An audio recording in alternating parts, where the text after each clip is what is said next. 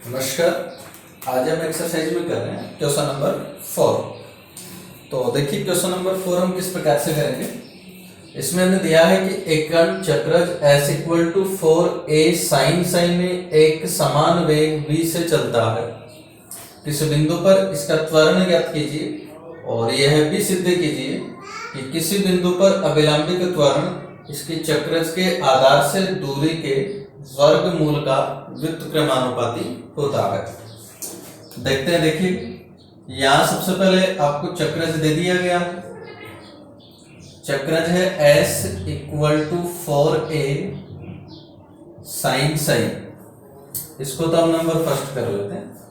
फिर हमें दिया हुआ है कि जो कण है एक समान वेग v से चलता है। तो कण का वेग यानी कि स्पर्शरेखीय वेग हुआ करता है ds/dt, और आपको दिया हुआ है एक समान वेग v से चलता है। तो ds/dt v के बराबर हो जाएगा और v क्या होगा यहाँ पर अचर। अब इसका अगर t के सापेक्ष अवकलन करते हैं अपन तो d2s/dt² और v का जो अवकलन है ये आपके पास में हो जाएगा 0। तो d2s/dt² 0 आ गया। अब ये तो स्पर्शरेखीय त्वरण आ गया अपने पास में। अपने को ज्ञात क्या करना है, इसमें सिद्ध कीजिए कि किसी बिंदु पर अभिलंबिक त्वरण हमें ज्ञात करना है। अभिलंबिक त्वरण होता है v²/ρ। तो ρ ज्ञात करिए। ρ वक्रता त्रिज्या हम जानते हैं ds/d होती है। तो समीकरण के दोनों पक्षों का साई के सापेक्ष अवकलन करने पर समीकरण 1 के दोनों पक्षों का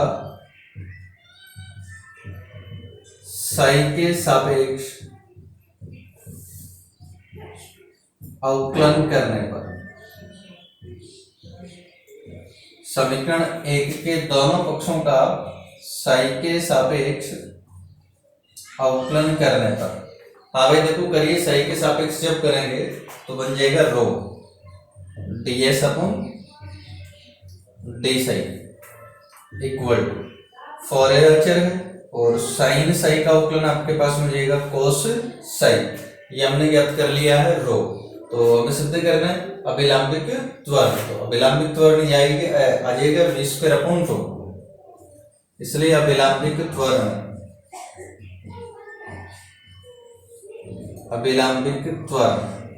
ये बराबर होता है v²/ρ के। वैल्यू पुट कर दीजिएगा। तो v²/ρ का वैल्यू पुट कर दीजिएगा यहाँ 4a cos साई है। तो ये हमने लिख दिया 4a cos साई। अब इसको हल कर लीजिए बस। तो यहाँ देखो v² अचर है, 4a भी अचर है। तो इसको हम ऐसा लिख देते हैं v²/4a। अब ये जो cos साई है इसको अपन लिख सकते हैं √1 - sin² साई। तो v²/4a √1 - अब ये जो साइन साई है इसका मान समीकरण 1 से पुट कर दीजिएगा s/4a। तो हो जाएगा s²/4a का जब स्क्वायर कर देंगे तो हो जाएगा 16a²। 16a² इसका एलसीएम भी बन जाएगा। एलसीएम बनेगा तो हो जाएगा v²/, जैसे एलसीएम बनेगा इसका वर्गमूल हो जाएगा 4a और 4a से 4a हो जाएगा कैंसिल। तो बटा में बचेगा √16a² - s²।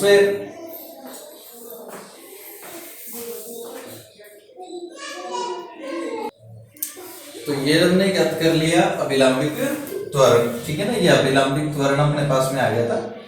अब इसको सिद्ध करना था कि ये जो अभिलंबिक त्वरण है ये इसकी चक्रज के आधार से दूरी के वर्गमूल का व्युत्क्रमानुपाती होता है। तो हमने ये जो साइक्लोइड का समीकरण लिखा हुआ है s equal to 4a sine psi, इसके चाप की जो लंबाई होती है ये हम जानते हैं s² बराबर होता है 8ay। इक्वेशन नंबर 2 ये है। तो इस साइक्लोइड के लिए चक्रज इसकी जो लंबाई होती है s² बराबर 8ay होती है। इसका वैल्यू पुट कर देते हैं अपन यहाँ पर। अब y क्या है यहाँ पर देखना। एक बार तो मैं ये साइक्लोइड बनाता हूं।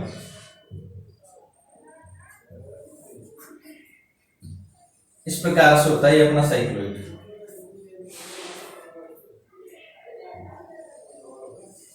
इस प्रकार का होता है ये साइक्लॉइड आपका, जिसका आधार ये हो गया, ये इसका आधार है साइक्लॉइड का, ठीक है ना।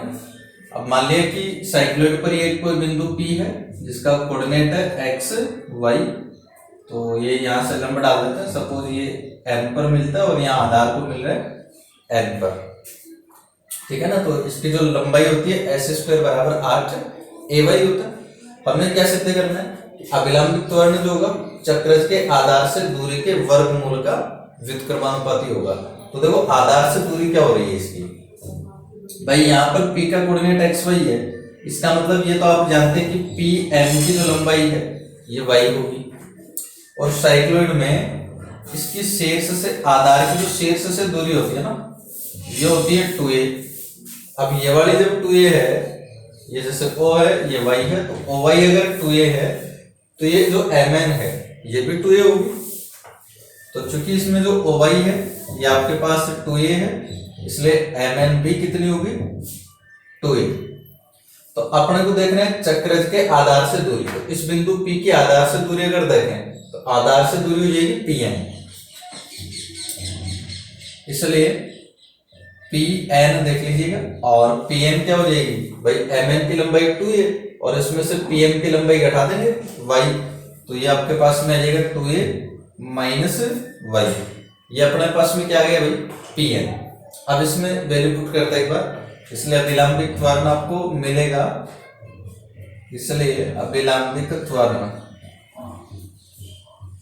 ये बराबर है v स्क्वायर बटा root 16 a square minus s square. s square का मान है 8 a और बराबर। अब इसमें से देखो दोनों में से 8a कॉमन हो जाएगा तो बन जाएगा v स्क्वायर बटा, ये 8 कॉमन ले लिया तो रूट 8a इंटू रूट। अब आपके पास में यहां से कितना बचेगा भाई 2a माइनस y। तो अब देखो भाई v स्क्वायर बटा रूट 8a, ये तो आपके पास में अचर है, इसका मतलब ये जो अभिलंबित त्वरण है ये समानुपाती है 1/√2a माइनस y के। यानी कि हम देख सकते हैं 2a माइनस y तो क्या था, बिंदु P की चक्रज के आधार से दूरी, और ये दूरी का क्या हो गया वर्गमूल, और दूरी के वर्गमूल का व्युत्क्रमानुपाती। तो ये हमें सिद्ध करना था कि अभिलंबित त्वरण इसकी चक्रज के आधार से दूरी के वर्गमूल का व्युत्क्रमानुपाती होता है। तो नेक्स्ट है अपने पास में क्वेश्चन नंबर 5। सिद्ध करो कि एक समतल वक्र में एक समान चाल से चलने वाले बिंदु का त्वरण रो साई डॉट स्क्वायर होगा। देखते हैं, देखिए सबसे पहले में दे दिया गया कि एक समतल वक्र में एक समान चाल से चलने वाला, तो कण का वेग दे दिया एक समान चाल से चल रहा है, यानी कि कण का जो वेग है वो अचर है। तो वेग v या ds अपॉन dt ये आपको अचर दिया हुआ है, तो ये मान लिया हमने सपोज k है, और k जो है वो यहाँ पर क्या है भाई कांस्टेंट है। तो अब हमें सिद्ध करना है कि इस बिंदु पर इसका जो त्वरण है ये रो साई डॉट स्क्वायर होगा। अब त्वरण का मतलब हम ज्ञात करेंगे परिणामी त्वरण। परिणामी त्वरण के लिए आपको ज्ञात करना पड़ेगा एक बार तो स्पर्शरेखीय त्वरण। स्पर्शरेखीय त्वरण तो आप लोग जानते ही हैं, स्पर्शरेखीय त्वरण भाई इसका जो स्पर्शरेखीय त्वरण है ये क्या होगा d2s अपॉन dt स्क्वायर। तो इसका अवकलन जैसे ही करेंगे तो d2s अपॉन dt स्क्वायर हो जाएगा 0। स्पर्शरेखीय त्वरण आपको मिल गया 0। अब अभिलंबित त्वरण और ज्ञात कर लीजिए इसका। तो अभिलंबित त्वरण इक्वल टू, ये आप जानते हैं v स्क्वायर अपॉन रो हुआ करता, इसलिए जो परिणामी त्वरण होगा इसको देखते हैं अब क्या बनेगा। इसलिए परिणामी त्वरण जो होता है इसको आप इस प्रकार से लिखते हैं root d2s upon dt square का whole square plus v square upon rho का होल स्क्वायर। इसमें आप देख सकते हैं d2s अपॉन dt स्क्वायर 0 होगा, तो इसको तो 0 कर दीजिए, और प्लस v स्क्वायर बटा रो का होल स्क्वायर। और इसको हम हल कर देंगे तो ये आपके पास में जाएगा वी स्क्वायर बटा रो। तो परिणामी त्वरण जो है आपके पास में आ गया वी स्क्वायर बटा रो। लेकिन हमें सिद्ध करना है कि इसका जो त्वरण है ये रो साई डॉट स्क्वायर होगा। तो ऐसा करने के लिए देखिएगा रो साई डॉट स्क्वायर, रो देखिए ऊपर अच्छी आपको मल्टीप्लाई में, तो हम क्या करते हैं इसको एक बार रो से मल्टीप्लाई भी कर देंगे और डिवाइड भी कर देंगे। ऐसा जब कर लेंगे तो रो और इंटू वी स्क्वायर बटा रो स्क्वायर हो जाएगा।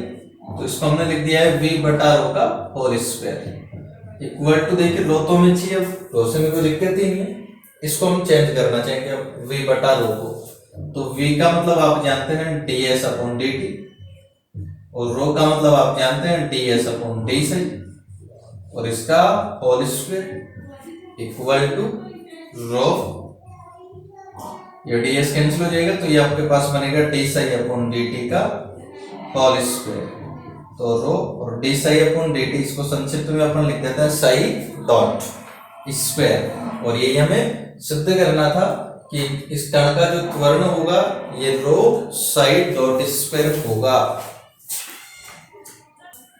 तो नेक्स्ट है अपने पास में क्वेश्चन नंबर 6। यदि किसी समतल वक्र में गतिमान एक कण के स्पर्श रेखीय तथा अभिलंबित त्वरण सदैव अचर रहते हो तो सिद्ध कीजिए कि टी समय पर वक्र का त्रिज्या रो संबंध rho equal to AT plus B का होल स्क्वायर से प्राप्त होगा जहां ए व बी कोई अचर है। देखिएगा यहां में दे दिया गया है कि कण के स्पर्श रेखीय और अभिलंबित त्वरण सदैव अचर रहते हैं। तो स्पर्श रेखीय त्वरण हम लोग जानते हैं dv अपॉन dt या d2s अपॉन dt स्क्वायर, एक ही बात है। तो dv अपॉन dt आपको दिया हुआ है, कैसा है, अचर है। अचर है तो मान लिया कि सपोज ये लैम्डा के बराबर है, मान लिया ये सपोज लैम्डा के बराबर है। दूसरा अभिलंबित त्वरण, अभिलंबित त्वरण हम लोग जानते हैं वी स्क्वायर अपॉन रो, और ये भी आपको दिया हुआ है कि अचर है तो वी स्क्वायर अपॉन रो ये भी कांस्टेंट है, और मान लिया कि सपोज ये म्यू के बराबर है। Equation number 2। अब हमें सिद्ध करना है कि टी समय पर इसकी जो वक्रता त्रिज्या है वो संबंध rho equal to AT plus B का होल स्क्वायर से प्राप्त होगी। तो देखो एक बार तो समीकरण 1 से, समीकरण 1 के दोनों पक्षों का हम लोग समाकलन करेंगे। समाकलन करेंगे तो dv अपॉन dt का समाकलन आ जाएगा v equal to lambda t और प्लस एक अचर हम जोड़ देंगे तो हो जाएगा c। ये इक्वेशन नंबर 3 हो जाएगा। और फिर 2 है 3 से, 2 है 3 से, समीकरण 3 से v का मान 2 में पुट कर दीजिएगा। ऐसा जब करेंगे तो देखिए वी स्क्वायर, v का वैल्यू आपने पुट कर दिया लैम्डा t प्लस c, तो लैम्डा t प्लस c का होल स्क्वायर और बटा रो इक्वल टू म्यू, तो बराबर म्यू। तो यहां से अगर हम क्रॉस मल्टीप्लाई कर लें तो रो इक्वल टू आपको मिल जाएगा लैम्डा t प्लस c का होल स्क्वायर बटा म्यू। तो रो इक्वल टू, अब देखिए इसको अपन ऐसा लिख सकते हैं लैम्डा t प्लस c बटा रूट म्यू का होल स्क्वायर, ऐसा लिख सकते हैं इसको, म्यू को अंदर लेंगे तो रो इक्वल टू, अब इस रूट म्यू को अलग अलग कर लिया जाएगा तो लैम्डा बटा रूट म्यू इंटू टी और प्लस सी बटा रूट म्यू और इसका whole square, then rho equal to, इसको हमने लिख दिया है AT प्लस बी का होल स्क्वायर। और यहाँ जो स्मॉल a है, स्मॉल a का मतलब क्या हो जाएगा लैम्डा अपॉन रूट म्यू। तो स्मॉल a तो आपके पास में हो गया लैम्डा बटा रूट म्यू और स्मॉल b इक्वल टू आपके पास में हो जाएगा c बटा रूट म्यू। तो ये अपने पास में आ जाएगा c बटा रूट म्यू। ये हमें सिद्ध करना था कि वक्रता त्रिज्या rho equal to AT plus B का होल स्क्वायर होगी। तो नेक्स्ट क्वेश्चन नंबर 7। एक कण किसी वक्र में इस प्रकार गमन करता है कि इसके स्पर्श रेखीय व विलंबित त्वरण सदैव समान रहते हैं। सिद्ध करो कि इसका वेग e की पावर साई के समानुपाती होता है। देखते हैं भाई, देखिए तो एक कारण किसी वक्र में इस प्रकार से गमन करता है कि इसके स्पर्श रेखे और अभिलंबिक त्वरण सदैव समान रहते हैं। हमें दे दिया गया है कि स्पर्श रेखे त्वरण और अभिलंबिक त्वरण दोनों समान रहते हैं। तो स्पर्श रेखे त्वरण बराबर है अभिलंबिक त्वरण के, ठीक है ना भाई। स्पर्श रेखे त्वरण बराबर है अभिलंबिक त्वरण के। अब स्पर्श रेखे त्वरण आप लोग जानते हैं v dv upon ds equal to अभिलंबिक त्वरण जो है इसको भी आप लोग जानते हैं v स्क्वायर अपॉन रो हुआ करता है। v से v यहाँ कैंसिल हो जाएगा तो बचे आपके पास में dv upon ds equal to v, यहाँ से 1/रो, हम जानते हैं रो होता है ds अपॉन d साई, तो 1/रो हो जाएगा d साई अपॉन ds, तो d साई अपॉन ds चरों को भी पृथक कर लीजिएगा। तो dv upon v equal to d psi, और अब कर दीजिए इसका समाकलन। तो समाकलन करने पर देखिए भाई, इसका समाकलन जब करेंगे तो क्या बनेगा, dv बटा v का समाकलन आप जानते हैं log v और equal to psi plus constant हमने जोड़ दिया है log c। तो पक्षांतरण अगर कर लेंगे तो log v minus log c equal to psi, यहाँ log का प्रॉपर्टी लगा दीजिएगा तो log v बटा c इक्वल टू साई, और log हटा देंगे अगर तो v बटा c इक्वल टू e की पावर साई, या v equal to c e की पावर साई। हमें सिद्ध क्या करना था कि इसका जो वेग है e की पावर साई के समानुपाती होता है। तो यहाँ से देखो जो वेग है आ गया c e की पावर साई, c तो यहाँ अचर है, इसका मतलब वेग भी समानुपाती है e की पावर